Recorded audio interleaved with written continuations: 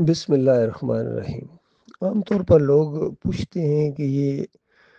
Doctor مسد الدین عثمانی رحمۃ اللہ علیہ میں اور یہ ڈاکٹر اسرار میں یا ڈاکٹر ذاکر نائک میں یا علی انجینئر میں کیا فرق ہے، اور آپ ڈاکٹر عثمانی رحمۃ اللہ علیہ کا نام زیادہ کیوں لیتے ہیں، ان کی حمایت کیوں کرتے ہیں؟ تو یہ بنیادی فرق میرے بھائیوں ایمان کا فرق ہے، عقیدے کا فرق ہے۔ ڈاکٹر مسد الدین عثمانی رحمۃ اللہ علیہ اس لیے اچھے لگتے ہیں کہ انہوں نے ایمان کی دعوت کو اٹھایا اور پھر جم گئے، جماؤ دکھایا، انہوں نے جو کہا اس کو کیا۔ اب دیکھیے یہ دوسرے لوگ ہیں، یہ شرک کا رد بھی کرتے ہیں کہ شرک ناقابل معافی، شرک اتنی بری چیز ہے کہ کوئی اندازہ نہیں لگا سکتا اس کی تباہی کا اور خوفناکی کا۔ یہ علی انجینئر اس پر زور دیتے ہیں، ڈاکٹر اسرار اس پر زور دیتے رہے، ڈاکٹر ذاکر نائک کتنا زیادہ زور دیتے ہیں، لیکن ساتھ ساتھ شرک کو لے کے چلتے ہیں۔ یہ بڑا مسئلہ ہے۔ اور ڈاکٹر عثمانی رحمۃ اللہ علیہ نے جس چیز کو شرک کہا ہے اس کو کہتے ہیں اس کی بو سے بھی بچو، اور بالکل اس کا رد کرو، اور اس کے ساتھ ساز باز اور کوئی کمپرومائز کا سوال پیدا نہیں ہوتا ہے۔ جس کا شرک ثابت ہے اب وہ رحمۃ اللہ علیہ نہیں رہے۔ اس طرح جتنے یہ صوفی گزرے ہیں، محی الدین چشتی ہوں، علی اجویری ہوں، اور عبد القادر جیلانی ہوں، مجدد الفسانی ہوں، شاہ ولی اللہ کا پورا خاندان ہو، اعلیٰ حضرت ہو یا ابو العلا ہوں، جس جس کا شرک ثابت کر دیا پھر اس سے بیزاری کا اعلان کیا کہ اب یہ طاغوت ہیں اور ان کو رہنما ماننا، ان کو لیڈر ماننا، ان کی تعریفیں کرنا یا ان کے پیچھے نمازیں پڑھنا، یہ ایمان کی بہت زیادہ ناقدری ہوگی اور اللہ کی غیرت کو للکارنا ہوگا۔ تو دیکھیے آج میں نے سنا ان کا بیان، ڈاکٹر اسرار کا بھی، کس قدر زور دے رہے ہیں کہ دیکھو کامیابی جو ہے یہ مال اکٹھے کرنے میں نہیں ہے، شہرت میں نہیں ہے، عہدے میں نہیں ہے، اور کامیابی جو ہے یہ ایمان کے ساتھ اگر کوئی زندگی بسر کرے، چاہے کمزوری کیوں نہیں ہے، غریبی کیوں نہیں ہے، یہ کامیاب ہو جائے گا۔ پھر مثال دی ابو ذر غفاری رضی اللہ تعالیٰ عنہ کی، بلال رضی اللہ تعالیٰ عنہ۔ بھائی وہ تو ایمان پر قائم رہے تھے، وہ تو ماریں کھاتے رہے اور تکلیفیں برداشت کرتے رہے اور ایمان کو انہوں نے نہیں چھوڑا تھا۔ اور آپ ایمان کی بات جب آپ کے سامنے کی جاتی تھی، خالص توحید کی بات، اس وقت آپ پریشان ہو جاتے تھے۔ یہ ڈاکٹر اسرار 1-2 سال شاید رہے وہاں کراچی میں، ڈاکٹر مسد الدین عثمانی رحمۃ اللہ علیہ کے ساتھ ان کے کلینک میں کام ہی کرتے تھے، اور وہیں ڈاکٹر صاحب نے ان کو ایم اے اسلامیات بھی کروایا۔ تو یہ جب کبھی طاغوتوں کا ذکر آتا تھا کہ انہوں نے یہ شرک پھیلایا ہے اور یہ ایمان کی خرابی میں گئے، تو ڈاکٹر اسرار کو برا لگتا تھا کہ ڈاکٹر عثمانی کو کہتے تھے کہ آپ کسی کو بھی نہیں چھوڑتے ہیں، تو ڈاکٹر عثمانی صاحب کہتے تھے میں کسی کو بھی نہیں چھوڑوں گا، نہ چھوڑتا ہوں۔ تو اس پر ناگوار گزرا ان کو، اور وہاں سے پھر بوریا بستر اٹھا کے واپس یہاں لاہور آ گئے، اور پھر ہم سارے طاغوتوں کی تعریفیں کرنا شروع ہو گئے جن کو ڈاکٹر عثمانی رحمۃ اللہ علیہ نے مشرک ثابت کر دیا تھا۔ چاہے وہ محمود الحسن کا یہ عقیدہ ہو، تفسیر شبیر احمد عثمانی کے اوپر پہلے صفحے کے اوپر محمود الحسن نے اور شبیر احمد عثمانی نے توحید کو شرک میں بدلی کر دیا۔ کہتے ہیں اللہ کے مقبول بندوں کو خالص واسطہ رحمت الہی سمجھ کر اگر پکارا جائے تو یہ بھی اللہ ہی کو پکار رہا ہے۔ لو جی، توحید کی چھٹی ہو گئی۔ اب قرآن کس طرح سمجھ آئے گا تمہیں کہ اللہ کے نیک بندوں کو پکارنا جب اللہ کو پکارنا ہو جائے گا تو یہ کیوں نہیں پکاریں گے یا علی مدد، یا رسول مدد؟ اور پھر عمران خان جا کے کیوں نہیں قبر کے اوپر سجدہ کریں گے اور کہیں گے کہ یہ محبت کا سجدہ ہے، یہ اللہ ہی کو سجدہ ہے، اللہ والوں کو سجدہ، اللہ ہی کو سجدہ ہے، اندازہ لگائی۔ پھر تو یہ سب کچھ مکس ہو جائے گا۔ تو انہوں نے یہ سب کچھ کیا ہے۔ اسی طریقے سے علی انجینئر بھائی شرک کا رد بھی کرتے ہیں اور ساتھ ہی کہتے ہیں میں شرک کرنے والوں کو، ان کو میں چندے بھی دیتا ہوں، ان کے پیچھے نمازیں بھی پڑھتا ہوں۔ کلمہ جو پڑھ لیا، اندازہ لگاؤ، وہ کلمہ تو شرک کا رد کرتا ہے۔ کیا کلمہ ان کو لائسنس مل گیا ہے شرک کرنے کا؟ کلمہ پڑھنے کے ساتھ ساتھ جب تم شرک کرو گے، 11ویں کرو گے، عرس اور میلے کرو گے، یا علی مدد اور یا رسول مدد کے نعرے لگاؤ گے، بے حق فلاں، بے حرمت فلاں کو پکارو گے، صدقے سے دعائیں مانگو گے،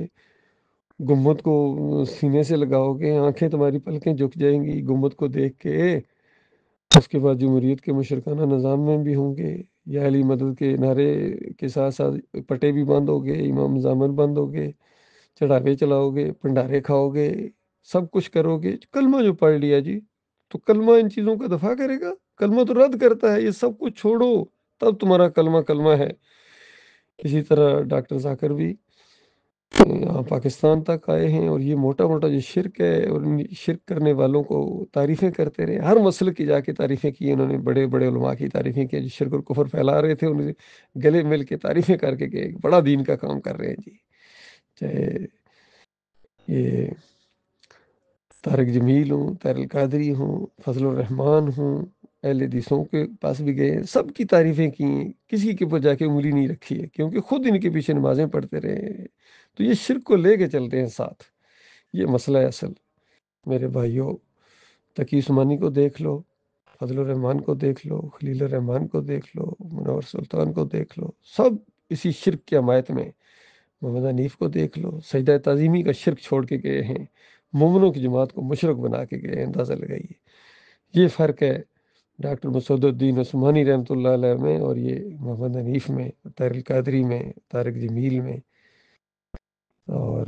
علی انجینئر میں، اور ڈاکٹر اسرار میں۔ اس لیے میں ڈاکٹر عثمانی رحمۃ اللہ علیہ کا ساتھی ہوں۔ ایک دفعہ ڈاکٹر صاحب سے کسی نے پوچھا کہ آپ میں اور ڈاکٹر اسرار میں کیا فرق ہے، تو ڈاکٹر عثمانی رحمۃ اللہ علیہ نے بڑا پیارا جواب دیا، ان کا دیکھو، کوئی میرے درس کے اندر آئے گا تو میں تو ثابت کروں گا کہ دیکھو یہ شاہ ولی اللہ صاحب کہتے ہیں کہ میرے باپ نے گھوڑے کی عمر